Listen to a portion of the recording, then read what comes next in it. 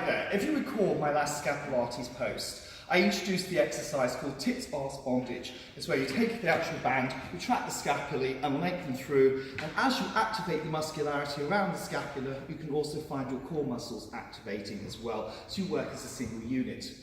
I took this exercise a stage further in order to address the issue of plantar fasciitis, which is a condition that afflicts the feet. Any of you who've had it will know it's a very difficult condition to actually treat. But I found through this exercise it addressed the issue and it cured the issue as well. And I've had many, in fact numerous people come to my classes over the past couple of years who've used this exercise and reported back that it did actually help address that issue. However, like all rehab exercises, as soon as you desist doing the exercise, then the condition will return. So it's something you have to continuously do. I would recommend at least twice a week. So as before, you're just literally going to really bring yourself into that exaggerated posture, retraction of the scapulae being the most important part, and lengthen from your head to your heel, and you literally just hinge forwards in the sagittal plane to start with, and then you come back up.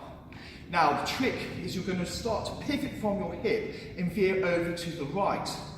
Now, if you have a propensity for the foot to supinate, then what tends to happen is the weight will shift over towards the right. So you have to use your scapular stability and core strength to try and prevent that from happening. And then after you veer to the right, you swing from the hip over towards the left. And if you have a propensity for the foot to pronate, then again you'll find that as you go over to the left, that becomes quite troublesome. Some people's feet supinate, some people pronate, some unfortunate people do both. Some very fortunate people do neither, but they're very few and far between. So the actual exercise, you want to just try and hinge forwards, keeping that retraction, keeping that length, and then I recommend you inhale, hinge over towards the right. Try and stabilise through the shoulder blades and allow it to stabilise the foot. Exhale coming up. And then hinge over towards the left. Try and prevent that foot from pronating. And then coming back up. I suggest you do it at least 2 to 3 times. And you will find that over a period of time, that foot will become more stable.